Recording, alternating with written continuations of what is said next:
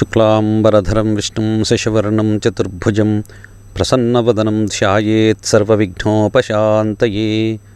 अगजाननपद्मार्कं गजाननमहर्निशम् अनेकदन्तं भक्तानां एकदन्तमुपास्महे। ओं प्रणो देवी सरस्वती वाजेभिर्वाजिनीवती धीनामवित्रियवतु।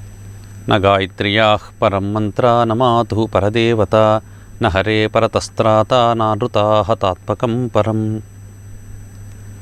गुरुब्रह्मा गुरुर्विष्णुः गुरुदेवो महेश्वरः गुरुसाक्षात् परं ब्रह्मा तस्मै श्रीगुरवे नमः। उग्रं वीरं महाविष्णुं ज्वलन्तं सर्वतोमुखं नृसिंहं भीषणं भद्रं मृत्योर्मृत्युर्नमाम्यहं। व्यासाय विष्णुरूपाय व्यासरूपाय विष्णवे नमो वै ब्रह्मनिधये वासिष्ठाय नमो नमः। आपदामपहर्तारं दातारं सर्वसम्पदां लोकाभिरामं श्रीरामं भूयो भूयो नमाम्यहं। हरिः ओं। मातृभ्यो नमः। परमेश्वर स्वरूपమైన సభకు నమస్కారం। सच्चिदानन्दरूपाय विश्वोत्पत्त्यादिहेतवे तापत्रय विनाशाय श्रीकृष्णाय वयं नुमः। పరమ పవిత్రమైన శ్రీమద్భాగవత కథామృతంలో భాగంగా మన తెలుగు టీవీ ప్రేక్షకులకు వన్ టీవీ ప్రేక్షకులకు 75వ భాగానికి స్వాగతం। నిన్నటి రోజున సుఖమహర్షి పరీక్షిత్ మహారాజుకు భూగోళం గురించి, భూలోకానికి పైన ఉన్నటువంటి లోకాలు ఎలా ఉన్నాయి, అధోలోకాలు ఎలా ఉన్నాయనేటువంటి విషయాలన్నీ కూడా చెబుతూ ఒక మాట చెప్పాడు। ఓ పరీక్షిత్ మహారాజా, భూలోకానికి పైన 7 లోకాలున్నాయి, క్రింద కూడా 7 లోకాలున్నాయి। అయితే పైన ఉన్నటువంటి లోకాలన్నీ కూడా ఉత్తమమైనటువంటి లోకాలు, పుణ్యలోకాలు అని చెప్పనంటారు। భువర్లోక, సువర్లోక, మహాలోక, జనోలోక, తపోలోక, సత్యలోకాలు అని చెప్పేసి 7 లోకాలు ఆ విధంగా పైన ఉన్నాయి। ఆ పైన ఉన్నటువంటి లోకాలు ఎంత గొప్పవో, ఎంత స్వర్గతుల్యమైనటువంటివో, అంతకంటే ఎక్కువ సుఖాన్నిచ్చేటువంటి లోకాలు భూమికి అడుగు భాగంలో కూడా ఉన్నాయి। అవే అతల, వితల, సుతల, తలాతల, మహాతల, రసాతల, పాతాళం అనేటువంటి 7 లోకాలు। ఈ 7 లోకాలన్నీ కూడా భోగభూములు। నిరంతరము కూడా అక్కడ ఉన్నటువంటి ప్రజలు సుఖ సంతోషాలతో ఉంటారు। వారికి ఏ విధమైనటువంటి రోగాలు కానీ, దుఃఖాలు కానీ, వార్ధక్యం కానీ, శరీరం ముడతలు పడిపోవడం కానీ, జుట్టు నెరిసిపోవడం కానీ, ఇలాంటి లోపాలు కానీ, ఇలాంటి రోగాలు కానీ ఏవి కూడా రావయ్యా అని చెబుతూ అధోలోకాల గురించి సుకుడు పరీక్షిత్ మహారాజుతో చెప్తూ, నాయన భూలోకానికి మొట్టమొదట క్రింద ఉన్నటువంటి లోకం వచ్చేసి అతల లోకము అని చెప్పనంటారు। ఈ అతలలోకానికి అధిపతి వచ్చేసి మయాసురుని కుమారుడైనటువంటి బలాసురుడనేటువంటి వాడు అధిపతి। వాడు తన యొక్క దివ్యమైనటువంటి మాయా వికృతమైనటువంటి చేష్టల చేత అక్కడ ఉన్నటువంటి ప్రజలందరినీ కూడా సంతోషంగా ఉండేటట్లుగా చేస్తాడు। ఆ బలాసురుడు ఒకానొక సందర్భంలో ఆవళించినప్పుడు అతని యొక్క ఆవళింతల నుంచి అత్యంత అందమైనటువంటి అప్సర స్త్రీలు అనేటువంటి వారందరూ కూడా పుట్టారు। వీరు చాలా అందంగా ఉన్నటువంటి వారు। వారు తమ యొక్క వికృతమైనటువంటి చేష్టల చేత, రూపలావణ్యాదుల చేత, అనేకమైనటువంటి అలంకారములు ధరించి ఉన్నటువంటి, బంగారు ఆభరణాలు ధరించి, పట్టు పుట్టములు కట్టుకున్నటువంటి ఆ స్త్రీలందరూ కూడా ఆ లోకములో పురుషులను తమ యొక్క క్రీగంటి చూపుల చేత సమ్మోహితులను చేస్తూ ఉంటారు। చేయడమే కాదు, అక్కడ ఉన్నటువంటి స్త్రీలందరూ కూడా పురుషుల చేత ఒక దివ్యమైనటువంటి ఔషధాన్ని సేవనం చేయిస్తారు। దాన్ని సిద్ధ గుటికా రసము అని చెప్పనంటారు। ఈ సిద్ధ గుటికా రసాన్ని వారి చేత సేవింపచేసేసరికి వారిలో విశేషమైనటువంటి పురుషత్వము మరియు వారికి విశేషమైనటువంటి బలము సంప్రాప్తిస్తుంది। దాదాపు 10,000 ఏనుగుల బలమున్నటువంటి వాడి వలె వాడు తయారవుతాడు। అక్కడ ఉన్నటువంటి పురుషులందరూ కూడా నేనే సిద్ధపురుషుడిని, నేనే సిద్ధపురుషుడని చెప్పేసి ఎవరికి వారే ఆ విధంగా భ్రమిస్తూ ఉంటారు। అలాంటి యోగ్యత కలిగినటువంటి, శక్తి సామర్థ్యాలు కలిగినటువంటి స్త్రీలు ఆ యొక్క పురుషుల చేత నిరంతరం కూడా వారి యొక్క కోరికలు తీర్చుకుంటూ ఉంటారు। ఈ అతల లోకంలో ఉన్నటువంటి వారందరూ కూడా నిరంతరం సంతోషంగా ఉండి ఒక్కొక్కరు 1000 సంవత్సరాల ఆయుష్ ప్రమాణాన్ని కలిగి ఉంటారు అని చెప్పేసి సుకుడు పరీక్షిత్ మహారాజుతో చెప్పాడు। ఆ తర్వాత అతల లోకం కంటే క్రింద ఉన్నటువంటిదే వితలలోకము అని చెప్పాడు। ఆ వితలలోకానికి అధిపతి వచ్చేసి హాటకేశ్వరుడు అని పేరున్నటువంటి పరమేశ్వరుడు। ఒకానొక సందర్భంలో బ్రహ్మదేవుడు ఈ యొక్క ప్రజాసృష్టి నిమిత్తము భగవంతుడైనటువంటి పరమేశ్వరుని ప్రార్థించాడు. బ్రహ్మదేవుడు పరమేశ్వరుని ప్రార్థించేసరికి పరమేశ్వరుడు కారుణ్యం చేత పార్వతీదేవితో సంగమించాడు. ఆ విధంగా సంగమించినప్పుడు అతనికి రేతఃపాతము జరిగి అతని యొక్క తేజస్సు నుంచి హాటకి అనేటువంటి నది పుట్టింది. ఆ నది ప్రవహిస్తూ ఉంటే ఆ నదిలో ఉన్నటువంటి విశేషమైనటువంటి శక్తి ఉన్నటువంటి హాటకము, అంటే ఇక్కడ బంగారు అని చెప్పనంటారు, ఆ బంగారును అగ్నిదేవుడు వాయువుతో సహా పీల్చేశాడు. పీల్చి ఒక్కసారిగా ఉమ్మిచ్చేసరికి అది దివ్యమైనటువంటి మేలిమి వర్ణము కలిగినటువంటి బంగారు మయమైపోయింది. ఆ బంగారుమయమైనటువంటి ఆ బంగారాన్నంతా కూడా వితరలోకములో ఉన్నటువంటి స్త్రీలు పురుషులు ఆభరణాలుగా ధరించి చాలా సంతోషంగా ఉంటారు. దాని కింద ఉన్నటువంటి లోకమే సుతల లోకం. ఈ సుతల లోకానికి అధిపతి వచ్చేసి దానవ వంశములో పుట్టినటువంటి బలిచక్రవర్తి. ఒకానొక సందర్భంలో భగవంతుడైనటువంటి శ్రీ మహావిష్ణువు వామనుడిగా వచ్చేసి బలిచక్రవర్తిని 3 అడుగుల నేల అడిగాడు. నిజానికి భగవంతుడైనటువంటి శ్రీ మహావిష్ణువు ఈ ముల్లోకాలకన్నింటికీ కూడా అధిపతి అయినటువంటి వాడు ఇతని దగ్గరకు వచ్చి భిక్షగాడి వలె 3 అడుగుల నేల అడగడానికి కారణమేమని అనుకోవచ్చు. బలిచక్రవర్తి అమరావతి పైన యుద్ధాన్ని ప్రకటించి తాను ఇంద్రుని యొక్క సింహాసనాన్ని చేజిక్కించుకున్నాడు. ఇంద్రుని పదవీ భ్రష్టుని చేశాడు. అప్పుడు ఇంద్రుడు ఉపేంద్రుడయి ఆ యొక్క శ్రీమన్నారాయణుని మొరపెట్టుకుంటే ఆ శ్రీమన్నారాయణుడే నేనే వచ్చి నీ యొక్క రాజ్యభాగాన్ని ఇప్పిస్తానని చెప్పేసి ఆ రోజు మాట ఇచ్చాడు. అందువల్లనే బలిచక్రవర్తిని వంచించి 3 అడుగుల నేల కావాలని చెప్పేసి అతన్ని అధఃపాతాళానికి తొక్కాడు. తొక్కడమే కాదు, తన యొక్క త్రివిక్రమ స్ఫురణమైనటువంటి దివ్యమైనటువంటి ఆ యొక్క దివ్య తేజోరాజు విరాసితమైనటువంటి ఆ యొక్క దేహాన్ని కూడా భగవంతుని యొక్క ఆ యొక్క రూపాన్ని బలిచక్రవర్తి దర్శించగలిగాడు. నిజానికి భగవంతుని యొక్క స్పర్శ కలిగిన, భగవంతుని యొక్క దర్శనము కలిగిన అది ముక్తికి హేతువు అవుతుంది. భగవంతునికి ఏదైనా దానము చేస్తే అది ముక్తికి హేతువు అవుతుంది. బలిచక్రవర్తి 3 అడుగుల నేలను భగవంతునికి దానం చేశాడు. నిజానికి 3 అడుగుల నేల అంటే ముల్లోకాలన్నింటినీ కూడా శ్రీమన్నారాయణుడికి నమో భగవతే వాసుదేవాయ, ఓం నమో భగవతే ఇదం విష్ణు స్వరూపాయ అనేటువంటి దివ్యమైనటువంటి మంత్రముల చేత విప్రాయ ప్రకటవ్రతాయ భవతే విష్ణు స్వరూపాయ త్రిపాదధరణీం దాస్యామి అంటున్ అని చెప్పేసి, అయ్యా నువ్వు బ్రాహ్మణుడిగా వచ్చేసావు, బ్రాహ్మణుడి వలె కనిపిస్తూ ఉన్నావు, విప్రాయ ప్రకటవ్రతాయ భవతే విష్ణు స్వరూపాయ అన్నాడు అక్కడ. ఎందుకంటే వచ్చినటువంటి వామనుడు బ్రాహ్మణుని పిల్లవాడి వలె రూపంలో వచ్చినప్పటికీ కూడా వాడెవడైనా సరే మనం ఎవరికైనా దానం ఇస్తూ ఉంటే ఇచ్చేటువంటి దానాన్ని ఏ విధంగా వారికి ఎదుటి వారికి ఇవ్వాలంటే మనము శ్రీ మహావిష్ణు స్వరూపంగా ఉన్నటువంటి వాడు నా ఇంటికి వచ్చాడు, నన్ను అనుగ్రహించడానికి, నన్ను తరింపచేయడానికి నా యొక్క గృహానికి విచ్చేశాడని చెప్పేసి భావన చేసి విప్రాయ ప్రకటవ్రతాయ భవతే విష్ణు స్వరూపాయ త్రిపాదధరణీం దాస్యామి అంచున్ క్షిప్రుండై ఆ యొక్క బలిచక్రవర్తి వెంటనే నీవు బ్రాహ్మణుడి వలె కనిపిస్తున్నావు, అయినప్పటికీ కూడా శ్రీమన్నారాయణుడిగా నిన్ను భావిస్తానని చెప్పేసి 3 అడుగుల నేలను నీకు ఇస్తున్నాను తీసుకో అని చెప్పేసి ధారాపాత్రలో ఉన్నటువంటి జలాన్ని ఆయన చేతుల్లో పోసేసి దానమిచ్చేశాడు. ఆయన చేసినటువంటి దానానికి సురలు, దేవతలు, పైలోకంలో ఉన్నటువంటి వారు కూడా ఔరా బలిచక్రవర్తి ఎంత గొప్పవాడు, బళిరా బళిరా బళిరా అని చెప్పేసి ఆ రోజు ఆయన పొగిడారు. పొగడమే కాదు, అందరూ కళ్ళు అప్పగించి ఇంత పెద్ద పెద్ద కళ్ళుగా చేసి అలా చూస్తూ ఆగిపోయారు. ఆ రోజు నుంచి వాడు కను రెప్ప మూతపడడం అనేది ఆగిపోయింది. అందువల్లనే వారిని అనిమిషులు అన్నారు. ఆ విధంగా బలిచక్రవర్తి అంత దివ్యమైనటువంటి దానాన్ని శ్రీ మహావిష్ణువుకు చేశాడు కాబట్టే అతడు ముక్తి కంటే ఉన్నతమైనటువంటి దివ్యమైనటువంటి భోగాన్ని అనుభవించాడయ్యా. అందువల్లనే ఆయన సుతలలోకానికి రాజు చేశాడు శ్రీ మహావిష్ణువు.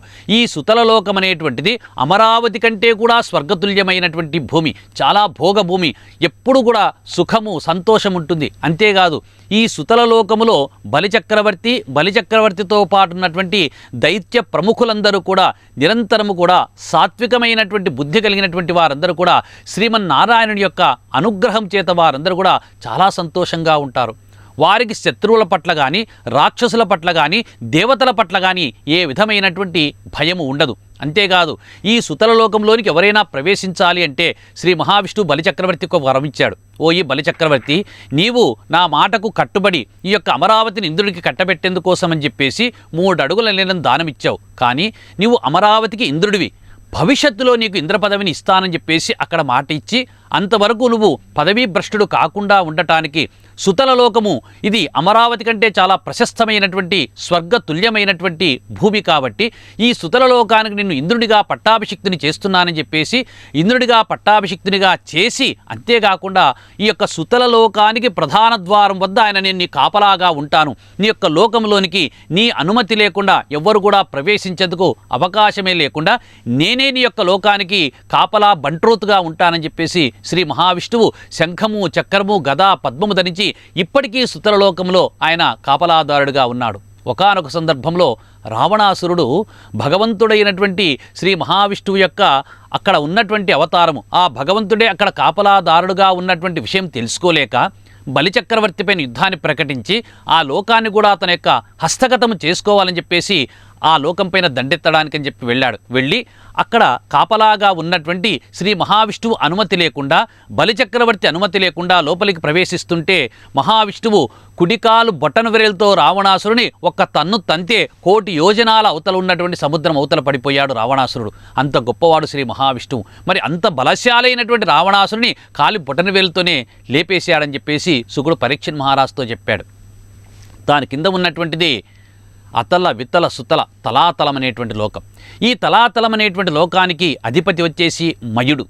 అతడు చాలా విచిత్రములైనటువంటి భవనాలను నిర్మించేటువంటి తేజోబల సంపన్నుడైనటువంటి వాడు, చాలా బుద్ధిశాలి. అతడు ఒకానొకప్పుడు త్రిపురాసురుడు అనేటువంటి రాక్షసుడు వేడుకుంటే ఆయనకు విశేషమైనటువంటి ప్రజ్ఞ చేత 3 పురములను కట్టించాడు. ఆ 3 పురములు 1, 2, 3 అని చెప్పేసి 3 పురములను కట్టించాడు. ఆ 3 పురములనన్నింటినీ కూడా ఈ త్రిపురాసురుడు ఏకఛత్రాధిపత్యంగా రాజ్యాన్ని పరిపాలిస్తుంటే ఈ రాక్షసుడి యొక్క ఆగడాలు రోజురోజుకు పెరిగిపోతున్నాయని చెప్పేసి దేవతలందరూ కూడా శ్రీ మహావిష్ణువుని వేడుకుంటారు. ఎంతమంది యుద్ధములో పైన అతడి చేతిలో ఓడి దెబ్బలు తిని రావలసిందే కానీ అతన్ని ఓడించేటువంటి వాడు గొప్పవాడు ఎవడూ లేడు. అప్పుడు శ్రీ మహావిష్ణువు పరమేశ్వరుని వేడుకుంటాడు, నాయనా పరమేశ్వర, ఈ లోకంలో దేవతలందరినీ కూడా రక్షించేటువంటి బాధ్యత మనదే కాబట్టి వారి మనసులకు సంతోషం కలిగేటట్లుగా ఈ త్రిపురాసురుని సంహరించు అని చెప్పని భగవంతుడైనటువంటి శ్రీ మహావిష్ణువు పరమేశ్వరుని వేడుకుంటే అప్పుడు పరమేశ్వరుడు త్రిపురాసుర సంహారం చేస్తాడు. ఆ త్రిపురాసుర సంహారం అయిపోయిన తర్వాత మయుడు తన తప్పు తెలుసుకున్నటువంటి వాడై రాక్షసుల కానిటువంటి గొప్ప గొప్ప భవనాలు కట్టించానని చెప్పేసి శ్రీహరిని వేడుకుంటాడు. ఆయన శరణు పొందేసరికి శ్రీహరి కరుణించి నిన్ను ఈ రోజు నుంచి తలాతల రాజ్యానికి ఇంద్రుడిగా పట్టాభిషిక్తుని చేస్తున్నానని చెప్పేసి ఆ యొక్క రాజ్యానికి ఆ యొక్క లోకానికి మయుడిని అధిపతిగా చేసి శ్రీ మహావిష్ణువు వెళ్ళిపోతాడు. ఆ తర్వాత అతల వితల సుతల తలాతల మహాతలం అనేటువంటి లోకం, దాని క్రింద ఉన్నటువంటి లోకం. ఈ మహాతలములో అందరూ కూడా నాగులు ఉంటారు. అక్కడ ఉన్నటువంటి నాగులు చాలా కోపోద్రిక్తులై ఉంటారు. ఒక్కొక్కరికి 5 పడగలు, ఒక్కొక్కరికి 7 పడగలు, ఒక్కొక్కరికి 12 పడగలు. ఈ విధంగా పడగల యొక్క సంఖ్య ఎక్కువగా ఉన్నటువంటి నాగులు చాలామంది ఉండి నిరంతరము కూడా వాళ్ళు కోపపూరితమైనటువంటి ఉద్రేకపూరితమైనటువంటి మనస్సు కలిగినటువంటి వారుగా ఉంటారు. వారిలోనే వారిని కాకోదరుడు అని చెప్పేసి కొందరు ఆ విధంగా ఉన్నటువంటి నాగులు, కాళీయుడు ఇత్యాది ప్రముఖులైనటువంటి నాగులందరూ కూడా మహాతలంలో ఉంటారు. వారి కింద ఉన్నటువంటి లోకం వచ్చేసి రసాతలం. ఈ రసాతలములో కూడా దైత్యదానవుల చేత నిరంతరము కూడా కొలవబడేటువంటి యొక్క నాగులు అక్కడ ఉంటారు, నివసిస్తూ ఉంటారు. ఈ నాగులు కూడా ఈ తక్షకుడు కాకోదరుడు ఇత్యాది వంశంలోని బట్టి నాగులందరూ కూడా అక్కడ నిరంతరము కూడా అక్కడ ఉంటూ, అయితే అక్కడ ఉన్నటువంటి నాగులందరూ కూడా వారికి శత్రువైనటువంటి శ్రీ మహావిష్ణువు యొక్క వాహనమైన గరుత్మంతునికి భయపడి ఏ విధంగా అయితే పుట్టలో దాక్కున్నటువంటి పాములు జాగ్రత్తగా గరుడిని కానీ గర్ద కానీ యొక్క చూపు పడకుండా ఉంటారో ఆ విధంగా అందరూ గుంపులుగా ఒకచోట జాగ్రత్తగా అణిగి మణగి భయపడుతూ జీవనం కొనసాగిస్తూ ఉంటారు. వారికందరికీ కూడా ఒక గరుత్మంతుని వల్ల తప్ప ఎవ్వరి చేత కూడా బాధ లేదు అని చెప్పేసి ఆ రసాతలం గురించి చెబుతూ, రసాతలములో ఉన్నటువంటి నాగులు చాలా శ్రేష్టమైనటువంటి నాగులు. ఒక్కొక్కరికి దాదాపు 8, 10, 15, 20 ఒక్కొక్కరికి 100 పడగలు కూడా ఉంటాయని చెప్పేసి శుకుడు పరీక్షణ్ మహారాజుతో చెప్పారు. అక్కడ ఉన్నటువంటి నాగులు వారి యొక్క దివ్యమైనటువంటి ఔషధ సేవనం చేత శరీరం ముడతలు పడడం కానీ, ఎక్కడైనా సరే రోమములు నలుపు కావడం కానీ అనేటువంటిది జరగదు అని చెప్పేసి ఆ రసాతలం గురించి కూడా చెప్పాడు. దాని కింద ఉన్నటువంటిదే పాతాళలోకం. అంతేకాకుండా ఈ రసాతలంలో యక్షుల చేత సేవించబడేటువంటి దైత్య దానవులు కూడా అక్కడే ఉన్నారయ్యా అని చెప్పేసి చెప్పారు. చిట్ట చివరిలో అట్టడుగున ఉన్నటువంటి లోకమే పాతాళలోకం. ఈ పాతాళలోకంలో ఉన్నటువంటి నాగజాతి అంతా కూడా విశేషమైనటువంటి తేజోబల సంపన్నులు. వారికందరికీ కూడా పడగలపైన మణులు ఉంటాయి. మణులు ఉన్నటువంటి కారణం చేత పాతాళంలో ఎప్పుడూ కాంతివంతంగా ఉంటుంది. రాత్రి అనేటువంటి అవకాశమే లేదు, నిరంతరము పగలుగానే ఉంటుందని చెప్పేసి చెప్పారు.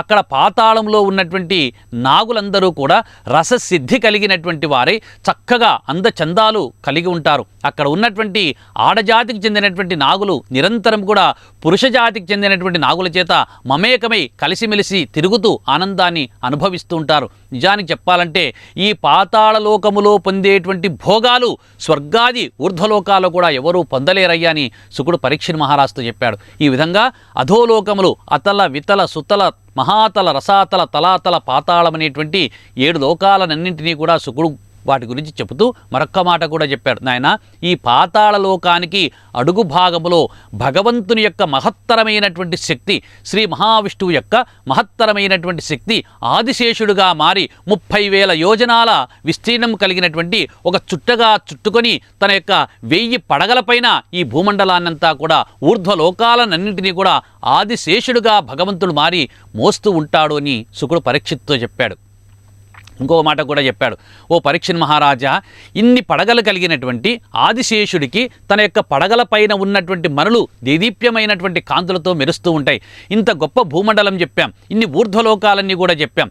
ఈ ఊర్ధ్వలోకాలు, ఈ భూమండలము ఇవన్నీ కూడా శేషుని యొక్క పడగల పైన కేవలం ఆవగింజంత ప్రమాణంలో మాత్రమే ఉంటాయి. అతని పడగలపైన భూమి ఉన్నటువంటి విషయమే ఎవరికీ కూడా గోచరము కాదు. అంత గొప్పవాడు ఆదిశేషుడు. శ్రీమన్నారాయణుడి యొక్క శక్తి అతనిలో విశేషంగా ఉంటుంది. అతడు చాలా బలశాలి అయినటువంటి వాడు. నిరంతరం కూడా కోపోద్రిక్తమైనటువంటి మానసము కలిగినటువంటి చాలా గొప్ప బలసంపన్నుడైనటువంటి ఆదిశేషుడి దగ్గరికి నిరంతరం కూడా నాగజాతికి చెందినటువంటి స్త్రీలందరూ కూడా ప్రతినిత్యము ఆయన దగ్గరికి వెళ్ళేది. ఆయన చందనం పూసేది. ఆయన చక్కగా పరిమళభరితమైనటువంటి సుగంధ ద్రవ్యాలన్నీ కూడా పూసేది. ఆయన్ను శరీరము, వారి యొక్క శరీరము ఆదిశేషుని యొక్క శరీరంతో తాకేటట్లుగా ఒరుసుకుంటూ అతనితో సంగమిస్తూ చాలా సంతోషంగా ఉంటే అప్పుడు ఆదిశేషుడి యొక్క కొంచెము కోపం అనేటువంటిది తగ్గుతూ ఉంటుందయ్యా. నిజానికి ఈ ఆదిశేషుడి యొక్క స్వరూపాన్ని ఎవరైతే మనసులో స్మరించుకుంటారో, స్మరించుకున్నటువంటి వారి యొక్క దుఃఖాలన్నీ కూడా తొలగిపోతాయి. ఏదైనా ఒక కార్యము, ఒక పని ఆగిపోయింది, పని జరగడం లేదంటే ఆదిశేషుడికి సంకర్షణ స్వరూపంలో ఉన్నటువంటి ఆదిశేషుడికి ఎవరైతే నమస్కారం చేస్తారో, పూజలు చేస్తారో వెంటనే ఆ పని అక్కడి నుంచి కొనసాగి అది సత్ఫలితాన్ని ఇస్తుందని చెప్పేసి శుకుడు పరీక్షిత్తో చెప్పాడు.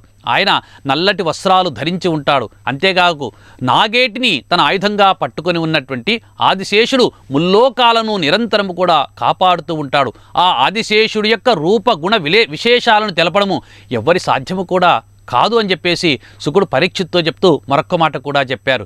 ఓలిమయి యవ్వని లీలా వినోదముల్, ఓలిమయి యవ్వని లీలా వినోదముల్, జన్మ సంరక్షణ క్షయములకు హేతువులగుచునుండు, యవ్వని చూపుల జనియించే సత్వరజస్తమంబులును, యవ్వని రూపంబులేకమై నిఖిల జగంబుల బ్రోచుచునుండు, యవ్వని నామంబు ఎరుగక పలికిన ఎంతన దురితంబులడగుచునుండు, అట్టి సంకర్షణాక్షుండు అవ్యయుండునైన శేషుని వినుతి చేయగదరమే, అట్టి సంకర్షణాక్షుండు అవ్యయుండునైన శేషుని వినుతి చేయగతరమే, వినుతింప వాన్ మనంబులకును ముల్లోకములయందును పరగబుద్ధి. ఆ భగవంతుడైనటువంటి శ్రీ మహావిష్ణువు యొక్క శక్తి చేత ముల్లోకాలన్నింటినీ కూడా తన యొక్క సహస్ర పణములపైన మోస్తూ ఉన్నటువంటి ఆదిశేషుడు నిరంతరము కూడా జన్మ సంరక్షణ క్షయములకు, అంటే సృష్టి స్థితి లయములకు ఆ ఆదిశేషుడు మూల కారణం. ఎందుకంటే ఆ ఆదిశేషుడు తన యొక్క తీవ్రమైనటువంటి కోపము చేత కల్పాంతములో తన యొక్క కళ్ళ నుంచి కూడా 11 మంది ఏకాదశ రుద్రులను సృష్టిస్తారు. వారు భయంకరమైనటువంటి రూపము కలిగినటువంటి వారు. చింత నిప్పుల వలె ఎర్రగా ఉన్నటువంటి 3 కళ్ళు కలిగినటువంటి 11 మంది రుద్రులను సృష్టిస్తారు. ఒక్కొక్కరికి భయంకరమైనటువంటి త్రిశూలాలనిచ్చి ఈ ముల్లోకాలను సర్వనాశనం చేయిపోండి అని చెప్పేసి పంపిస్తాడు ప్రళయాంత కాలంలో. అలాంటి ఆదిశేషుడు జన్మ సంరక్షణ క్షయములకు అతని యొక్క లీలా వినోదాలన్నీ కూడా కారణములవుతుంటాయ్యా. అతని చూపులు పడితే చాలు సత్వరజస్తమంబులు 3 కూడా పుడుతూ ఉంటాయి. భగవంతుడైనటువంటి శ్రీమన్నారాయణుడు దేవ దైత్య మానవులందరూ కూడా అతని యొక్క లీలా విలాసాలలో తిరగాడుతూ ఉంటారు. అంతేకాకుండా ఈ త్రిగుణాలకు కూడా ఆయన కారణభూతులవుతూ ఉంటాడు. యౌవని చూపుల జనియించే సత్వరజస్తమంబులును యౌవని రూపంబులేకమై బహు విధంబుల జగత్తుల బ్రోచుచుండు. కష్టములో ఉన్నటువంటి వారిని అందరినీ కూడా ఏ విధంగా వస్తే వాని యొక్క కష్టం నెరవేరుతుందో, ఏ విధంగా వెళ్ళినప్పుడు వాడి యొక్క మనసు సంతోషపడుతుందో అని చెప్పేసి ఆలోచించినటువంటి భగవంతుడు అనేక అవతారాలు స్వీకరించాడు. నిజానికి ఆయన ఉన్నటువంటి మూర్తి ఒక్కటే. శ్రీమన్నారాయణుడు ఆదిశేషుడి యొక్క పాన్పు పైన చక్కగా క్షీరసాగరంలో లక్ష్మీదేవి అతని యొక్క పాదములు ఒత్తుతుండగా ఆదిశేషుని యొక్క పడగ నీడలో ప్రశాంతంగా ఉన్నటువంటి భగవంతుడు అనేక అవతారాలు స్వీకరించాడు. ఎందుకు? తన యొక్క భక్తులను కాపాడడం కోసం అని చెప్పేసి. ఆ విధంగా అన్ని రూపములు కూడా తీసుకుంటూ ఎవరు ఏ రూపంలో కోరితే ఆ రూపంలోనే దర్శనమిస్తూ ఈ ముల్లోకములలో ఉన్నటువంటి వారందరినీ కూడా కాపాడుతూ ఉంటాడు. యౌవని నామము ఎరుగక తలచిన ఎంతన దురితంబులడగుచుండు. ఎన్నో రకములైనటువంటి పాపాలు చేస్తూ ఉంటారు ప్రజలు.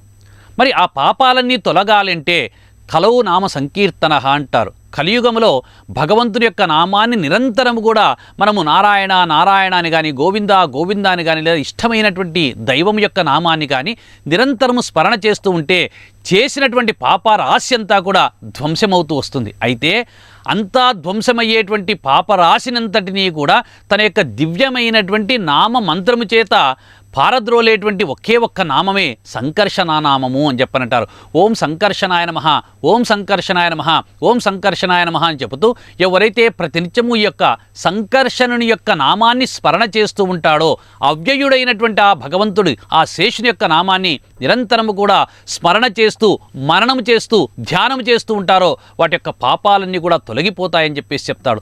అంత గొప్పవాడైనటువంటి ఆదిశేషుని పొగడడానికి వాన్మనంబులకు గోచరంబగునే. వాక్కుతో కానీ మనస్సుతో కానీ ఆయన్ను ఊహించి పొగడడానికి వాక్కు మనస్సు ఏవి కూడా చాలవయ్యా. ముల్లోకాల్లో ఉన్నటువంటి ఎవ్వరూ కూడా ఆయన్ను పొగడడానికి చాతకానటువంటి వారవుతారు. అతని యొక్క లీలాగుణ విశేషాలు సహస్ర పణములు కలిగినటువంటి ఆదిశేషుడి యొక్క లీలాగుణ విశేషాలు చెప్పడానికి 1000 నాలుకలతో చెబుతూ ఉంటే కూడా ఇంకా గుణాలు మిగిలిపోతాయి, కానీ చెప్పేది మాత్రం అయిపోదు అని చెప్పేసి ఆ విధంగా శుకుడు పరీక్షిత్ మహారాజు చెప్పాడు. అంత గొప్పవాడయ్యా ఆదిశేషుడు. ఈ భగవంతుడైనటువంటి శ్రీమన్నారాయణుడు ఆదిశేషుడుగా ఉండి కింద భాగంలో 7 14 భువనాల క్రింద ఉండి భూభాగానంతా కూడా తన యొక్క పడగలపైన మోస్తూ ఉన్నాడని శుకుడు పరీక్షిత్ మహారాజుతో చెప్పాడు. ఇదంతా కూడా భూగోళం యొక్క వర్ణన. మరి ఈ 7 14 భువనాలకు మధ్య భాగంలో అధోలోకం వచ్చేసి పాతాళలోకము, ఊర్ధ్వలోకం వచ్చేసి సత్యలోకము. ఈ యొక్క ఊర్ధ్వలోకాల యొక్క మధ్యలో భూభాగానికి పైన దక్షిణమున సంయమనీపురం అనేటువంటి ఒక దివ్యమైనటువంటి పట్టణమున్నది. దానిని యమపురి అని చెప్పనంటారు. యముడి యొక్క రాజ్యం. ఆ యముడి యొక్క రాజ్యానికి అధిపతి వచ్చేసి సంయమని. ఆయనే యముడి యొక్క రాజ్యానికి అధిపతి యముడు. ఆ యముడు ఈ భూలోకములో పుట్టినటువంటి ప్రజలందరూ కూడా కొన్ని కర్మలు చేస్తూ ఉంటారు. వారి కర్మలను బట్టి ఆ లోకానికి వెళ్ళినటువంటి వారు జీవుడు పడిపోయిన తర్వాత కొన్ని పాపాలు చేసిన కారణం చేత కొన్ని శిక్షలు అక్కడ అమలు చేస్తూ ఉంటారు. ఆ శిక్షల యొక్క వివరాలు కూడా చెప్తాను, శ్రద్ధగా విను అని చెప్పేసి శుకుడు పరీక్షిత్ మహారాజుతో చెప్తున్నారు. నాయనా పరీక్షిత్ మహారాజా, ఇంతవరకు నువ్వు రాజుగా రాజ్యాన్ని ఏలావు. ఇప్పుడు నువ్వు భగవంతుని యొక్క దివ్యమైనటువంటి చరణ కమలములను చేరాలనేటువంటి సంకల్పం చేత సప్తాహ దీక్షతో భాగవత శ్రవణం చేస్తున్నావు.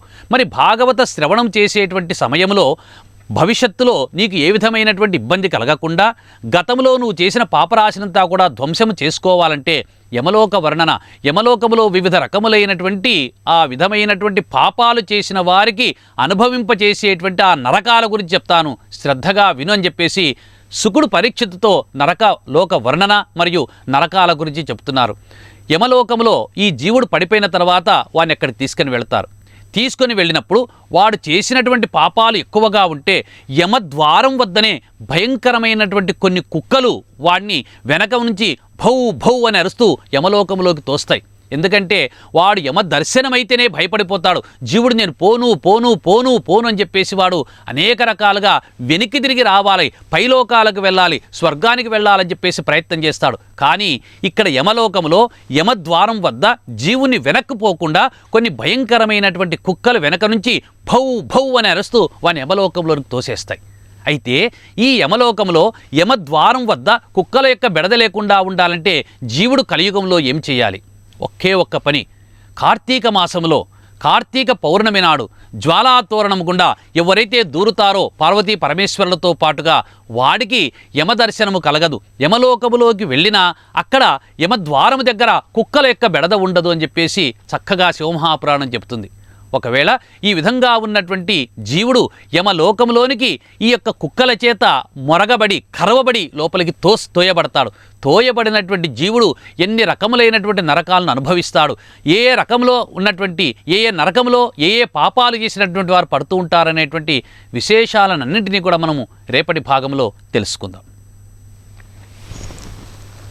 స్వస్తి ప్రజాభ్యః పరిపాలయంతాం న్యాయేన మార్గేణ మహీమహీషాః గోబ్రాహ్మణేభ్యః శుభమస్తు నిత్యం లోకాః సమస్తాః సుఖినో భవంతు. స్వస్తి.